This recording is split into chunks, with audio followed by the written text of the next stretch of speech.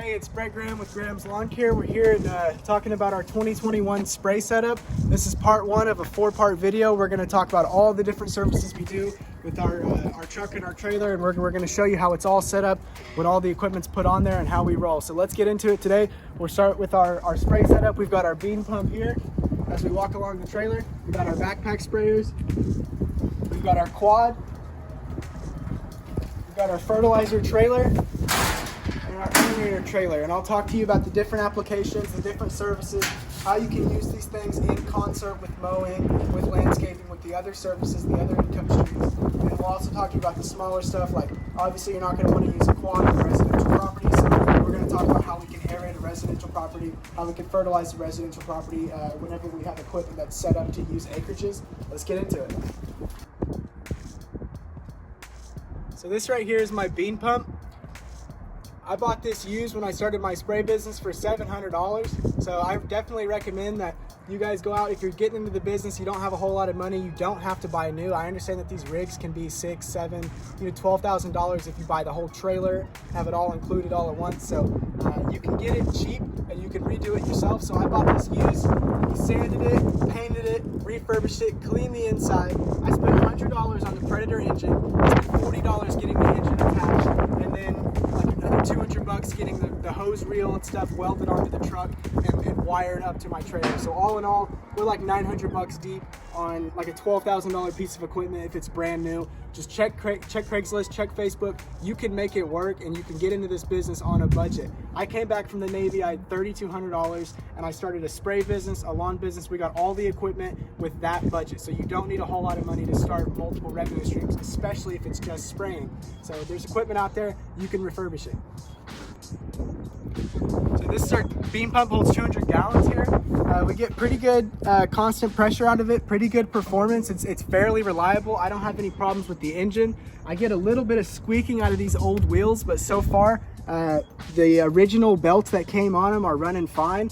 As long as I keep it greased up, the paddles in there run fine and we haven't had any problems. So really the only bottleneck on this piece of equipment is going to be the Predator engines, and like I said, they're about $100 new. So I just recommend you replace them every season. Just throw a new engine on there, bam, you're not going to have any problems all season. It starts to crap out on you, don't try to fix it, just throw a new one on there, you're good to go for another year. So when you're offering spraying as a service, you really only work with the spray rig in the fall and in the winter time. So like early spring, think November through February or early March is usually when you're going to be doing your pre-emergent applications. That's when the Bermuda grass is dormant. But other than that, for the rest of the months out of the year, except for the post-emergent in April, you're not going to be doing full blanket coverage like through the summertime and stuff, but you will be spot spraying. So that's why it's important to have a good backpack sprayer and a couple of these bean pumps, not bean pumps, excuse me, hand pumps. 1, 2, 3 of those. You mark them with whatever chemical you need, or you mark them based on the grass that you're spraying for, and then have all the chemical for all the weeds and that. There's a couple different ways to do it, but we like to make sure that we spot spray on the property anytime we pull up to mow. If we see a weed, we just grab it. That's part of our service throughout the entire year. And then in addition to that, the 3 blanket services, one in the fall, one in the early spring, and then the post-emergent in April keeps the weeds off the entire yard, helps prevent weed seeds from germinating. But once they do germinate, you want to hit them with your spot sprayers. So this is our AgriFab fertilizer spreader trailer. I bought this originally for my first zero turn, but I actually got in a car crash and had it ejected from my trailer, went tumbling 30 feet down the middle of the road. It was a mess. Blue chemical freaking everywhere. Yes, it was horrible. So don't mind the cops. I bought a zero turn, the right standard B. You can see what it looks like. There's no space for a trailer. You would have to custom weld a trailer hitch. So these bars here that comes out and then the trailer connects, you step inside of the metal and have it behind your calves, it can be kind of dangerous. So instead of doing that with the right standard B, I've got this quad here now. So whenever we fertilize acreages, we're going to use the quad to pull the trailer. And whenever we aerate our acreages with our aerator trailer here, we're also going to attach it to the back of the quad. The way this aerator trailer works, they're pretty cheap. You can buy them off Amazon for a couple $100. You throw it on your quad or your zero turn, you put a couple cinder blocks on here so it's got enough weight, and then as you pull, these pull 2-inch plugs out of the ground and they create hollow spaces. This does two things. It allows the Bermuda grass and other grass to breathe better, but it also gets rid of soil and root compaction. So over the years, you'll notice that Bermuda grass goes dormant, and then you scalp it, you cut all the dead stuff off, and then new stuff grows. But what happens to the roots underground? The runners that they send, they die and they stay dead, they stay in the ground. So this can cause yellow spots in the grass whenever you get too much dead roots compacted together. That's where aeration comes in. You take out the cores, 2 inches, you break up that root compaction, and you allow for the Bermuda grass to grow properly in that area. Combine this with fertilizing, it's a great service. So usually this system would work perfectly, but with my company, one of the bottlenecks we ran into is our service we offer every April called the Spring Starter. I throw in scalping, aerating, and post-emergent weed control application, all bundled together for a lower price. So for example, my property here is a square lot. It's a traditional lot, about 6,000 square feet.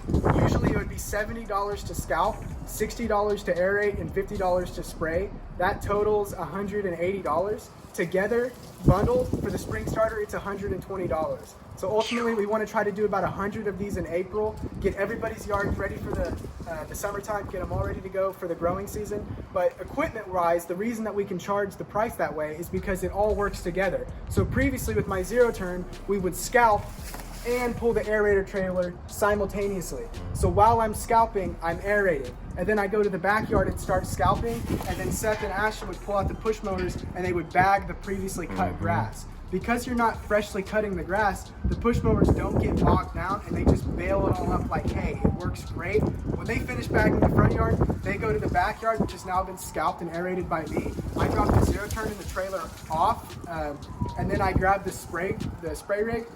They've already scalped the front yard, they've blown it off, there's no dust, it's ready to be sprayed. I spray the front yard for post-emergent weed control. That controls any broadleaf weeds that are currently there, but it won't hurt the grass, and it prevents any new weed seeds from germinating for about a period of 6 weeks. Then I go into the backyard, they've bagged it, they've blown it, they're in the front cleaning everything up or hanging flyers. I spray the backyard, we get in the truck and we're ready to go. All in all, it takes us about an extra 15 to 20 minutes versus just traditionally scalping that property or aerating or just spraying, but it's worth a little bit more and the value is there for the customer. So you want to try to have like a win-win-win scenario in terms of your efficiency, your value, and then the value that the customer gets as well, because that's where you compete with other companies, is the equity in the price of what you're giving. So I charge $120 for something that other companies, their equity is worth $180, and that makes me an easier sell in April for that specific service. However, this equipment's a bit of a drawback on the residential properties because they're smaller. So I can't use a quad because I can't mow simultaneously. That's a problem for me. I need to be able to mow and aerate simultaneously. So in order to solve that problem, what I think we're going to do is actually install the metal bands on the back of the zero turn and use that for residential services, and that's when we're going to aerate. Otherwise, if we're doing acreages, we'll be using the quad for more efficiency. So there's going to be a little bit of a trade-off there, but it's still going to allow us to do our spring starter. And stay tuned and see how that goes in April for us, because we may end up having to get just a traditional aerator or go with the quad and maybe not be able to mow and aerate simultaneously. But hopefully we can retain that option with the new right standard B and the way its trailer is. But we'll just figure it out. Stay tuned.